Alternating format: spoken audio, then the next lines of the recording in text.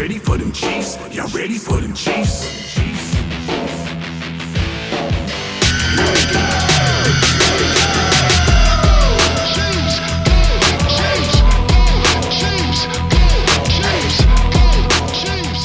Hey, Keas here with the Back Talk Bros channel, and I wanted to bring you a quick update on the Orlando Brown Jr. Contract negotiations, as Albert Breer did a piece in Monday Morning Quarterback on Orlando's negotiations, and he mentioned a couple numbers here that no one had reported yet. So I wanted to give you a brief update. Two things in here that we had not seen yet. Orlando Brown Jr.'s offer included $38 million fully guaranteed and $52.25 million in injury guarantees. So this is the language he used. So my understanding of what he's saying there is that guarantees, not counting that $38 million, they gave him $52.25 million in injury guarantee protection. And again, that's Breer's wording, as you can see here on the screen. So that's a pretty good chunk guaranteed for injury. And this $38 million number, we'll get to that in a second here, but I want to go back to this $52.25 million in injury guarantees, because the reality is that if Orlando were to get tagged this year and next year, that's somewhere around $36.5 million guaranteed. And of course, that's not completely guaranteed, because if Orlando were to get hurt at any point this season or have a career-ending injury this season, he's not getting tagged next year. So, you know, he would be lucky to just have that $16.5 million. But even if he makes it through the next two seasons and he gets tagged both seasons, that's $36.5 million. And so is it really worth it to risk that? I mean, I don't think so, especially if they're willing to give you another $16 million more than that in injury guarantees. If this nugget is worded correctly, I think it's an interesting one for this discussion. But let's go back to the other part, because I mean there's obviously a lot, you know, to this contract. So this $38 million fully guaranteed number is a new one, and in my last video I projected somewhere around $40 million guaranteed, based off of what I'd seen from the Trent Williams contract or so. You know, I figured this is what Brett Veach would want, you know, the first couple of years there. And so I had those at $2 million and $8 million, and I'll link that video for you so you can go watch to see what I'm talking about there. But instead, what we've seen is, instead of $2 million and $8 million for 2022 and 2023, we're looking at more like $7 million total combined for those 2 years. If $38 million is guaranteed, and we know that between 30 and 31 million of that was the signing bonus, that means we're looking at between $7 and $7.75 million in guaranteed money for the base salary for 2022 and 2023 combined, which is around $2.5 to $3 million less than what I had projected for the guaranteed base salary for those 2 years combined. Now, I mean, you know, there's still the dead cap money that the Chiefs would have had, around $18 million or so, if they had cut Orlando after the 2023 year. So I'll maintain that it's very unlikely that he wouldn't have played 2024.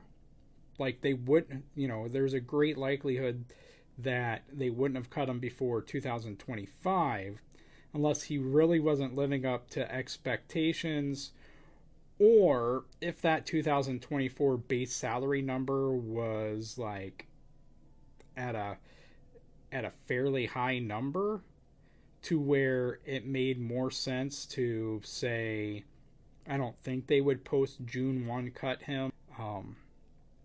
But if they did post June 1 cut him, then it would be a lot easier to cut him after the 2023 season, because you're splitting that $18 million between those two seasons, 2023 and 2024. And so that certainly isn't out of the possibility. But the only way that would make sense, is if that base salary took his cap hit up to a number that was high enough to really make it the better option to cut him after the 2023 season. And it's really hard to see them doing that.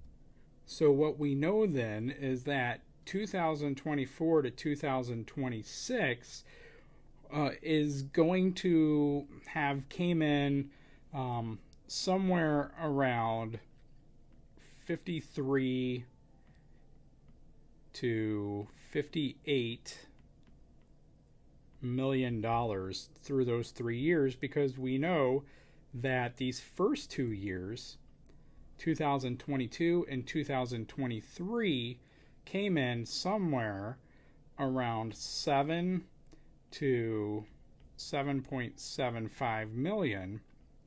Now that we know that the total guaranteed was 38 million. So with that comes some, a different set of expectations there on this contract. Between 2024 and 2026, the Chiefs would have had between 58 and 53 million to pay out, which would have been an AAV of between 17.6 million and 19.3 million annual average.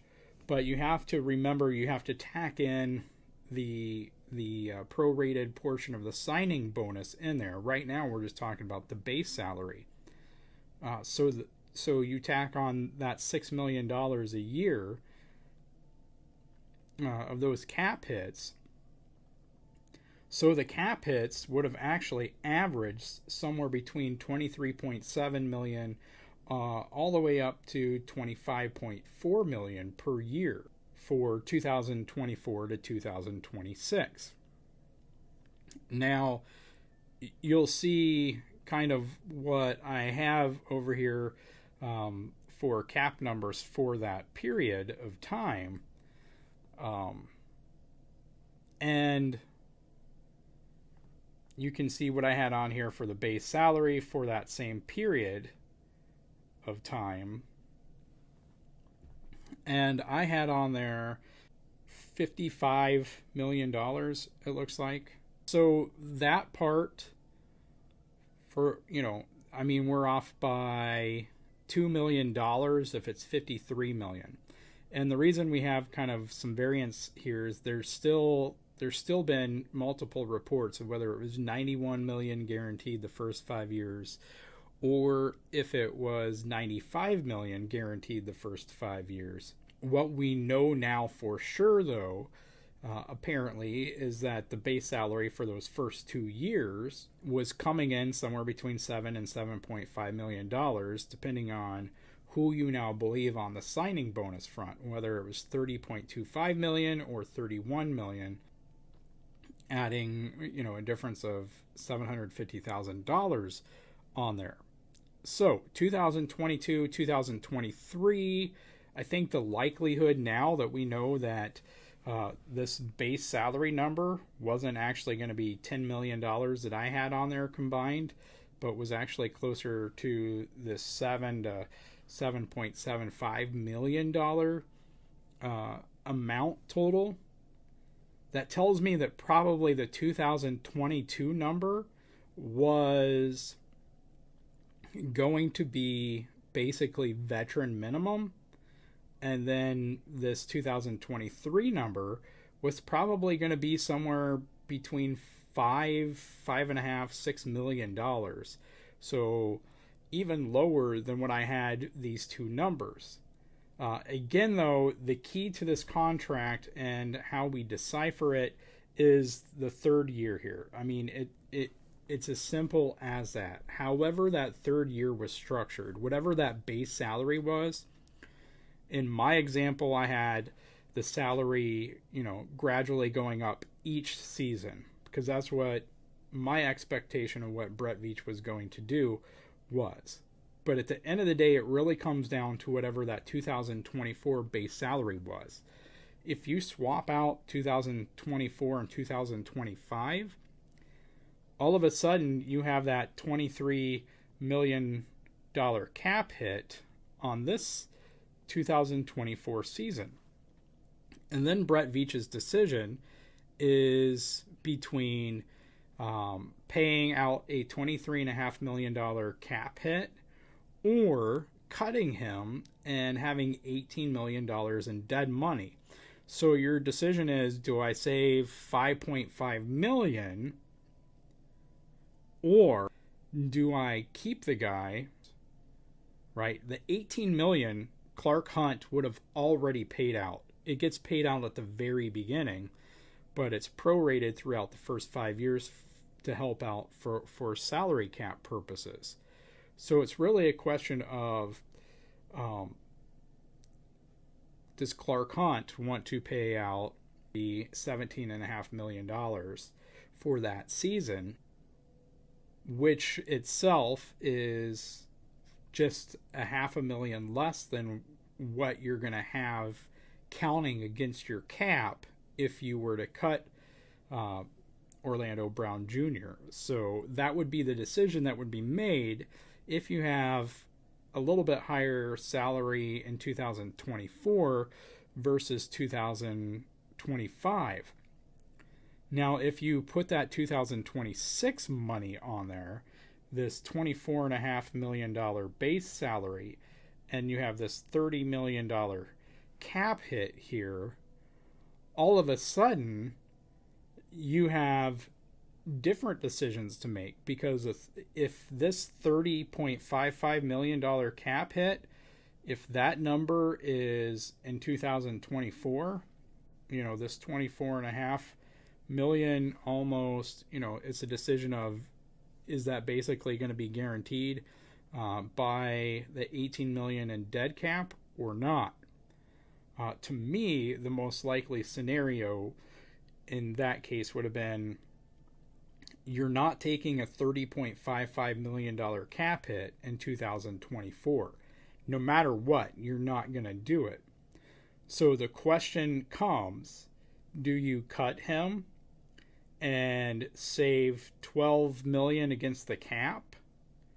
You're still going to have $18 million in dead cap on there, money that Clark Hunt paid out 2022 when Orlando signed the contract, if he had. Or I think the more likely scenario, because in this case, paying him in 2024, that salary and having that cap hit is not an option. It's not one of your options. So you have two other options, which is to cut him and save $12 million over the dead cap number, because the dead cap's going to be 18 million. But if you cut him, you're going to have that 30 million and a half off the books minus that 18 million. So you save 12 million.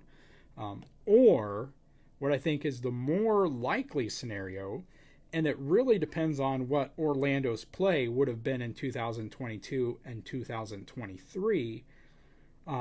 The more likely scenario is that you restructure this $24.5 million base salary, and then, which would be paid out here in 2024 instead of this $13 million. And then to do so, you convert part of that, whatever it is, right? Say they don't want a $30 million cap hit, but they're fine with a $20 million cap hit.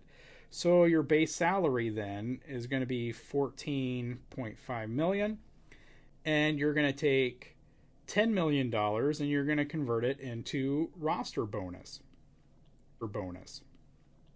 which you do evenly for each of these next 4 years. So you're adding 2.5 million to each of these years. Sorry for my sloppy handwriting here. So you're ending up with 8.55 million in cap hits for the next 3 years. And then this last year, the one that you're absolutely not paying because it's $43.75 million,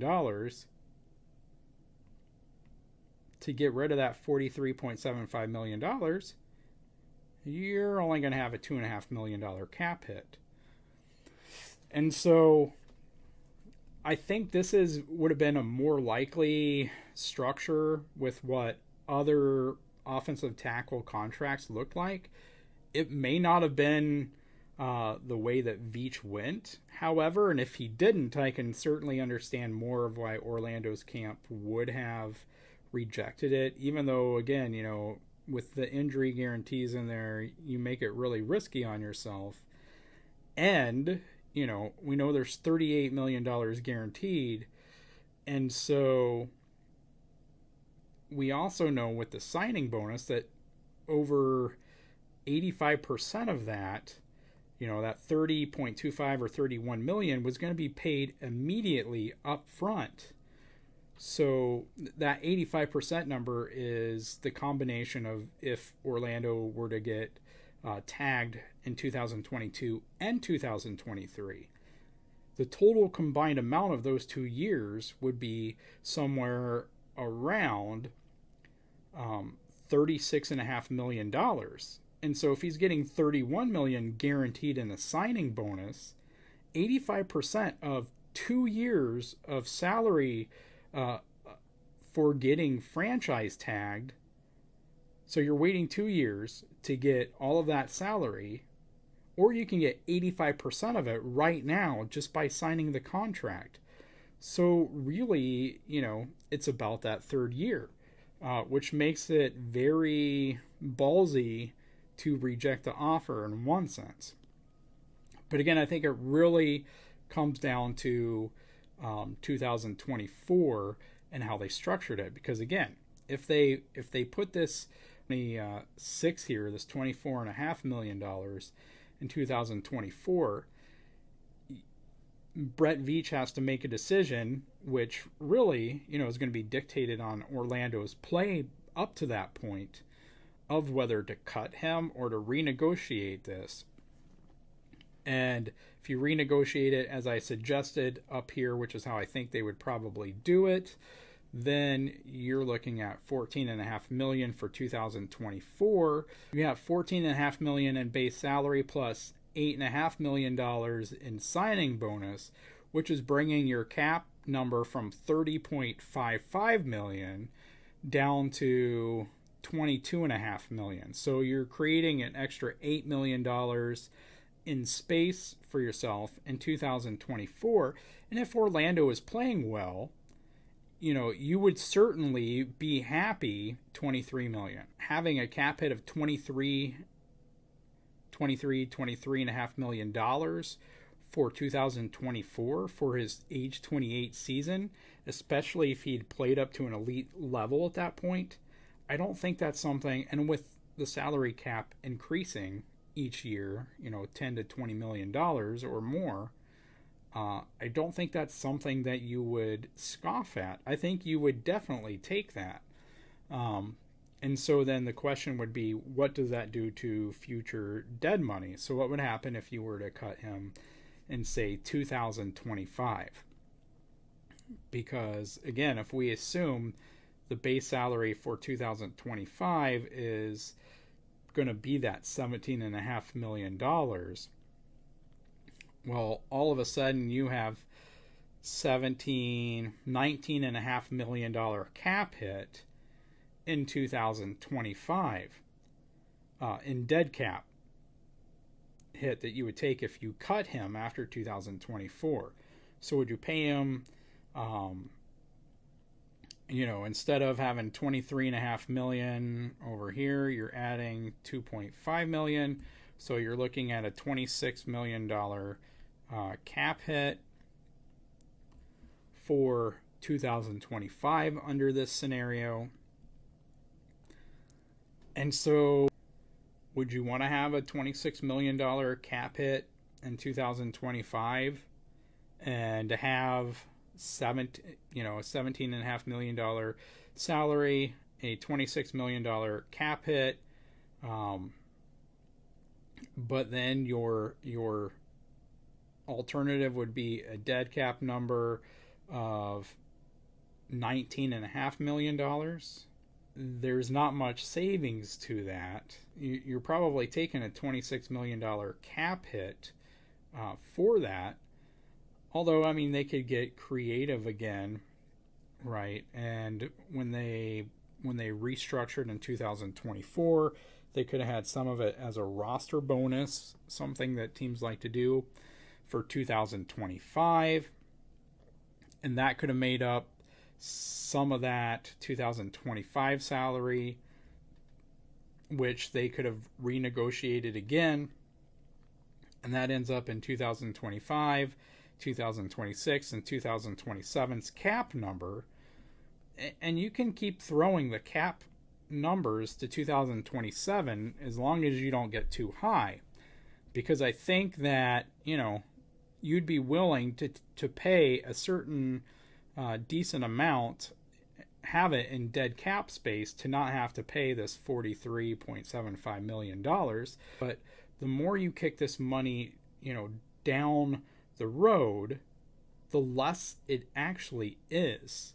I mean, if you think, 2026 or 2027, if 2027, say they have 15 million in cap and dead cap by then, simply because they keep converting things and throwing the money down the road, which it would be hard to fathom how they could still get up to 15 million. But if they were to do so, we're talking 6 years removed from now. We're talking 5, years of the salary cap being increased 10 to 20 million plus per year. So, you're talking anywhere from a 50 to $100 million increase in the salary cap, by the time you get to where you're making this decision. So, I mean, again, it comes down to 2024. And so, there's things that Veach could have done. We don't really know what this 2024 number was, but this is just a scenario for you to see here, especially given that we have, these new numbers from Albert Breer that Orlando and his agent walked away from, compared to the fact that if they get tagged the next 2 years, and the risk of injury. So in a sense, I feel like Brett Veach made a fairly fair offer, because again, and you can see the numbers here, either the Chiefs would have ended up swallowing an $18 million in dead cap, or they were likely to have to restructure this contract, and it would have been worth it for them to do so if Orlando had played at a higher level at what he seems to expect himself to play at with the way he's valued himself. And so, between the guarantees of 2022 and 2023, plus the upfront payment of 85% of 2 salary tags, he's getting that money now. He's not waiting 17 game paychecks for 2022, waiting 6 months, 7 months to start another 17 games of paychecks in 2023. And then by the end of that, he's got, all of his money. He's getting 31 million up front at the very beginning, in addition, to his very meager game day paychecks. And so that's kind of that's kind of a big deal. I want to thank you for watching this video. We appreciate your support. Have a great day. You got your team, and we got a kingdom.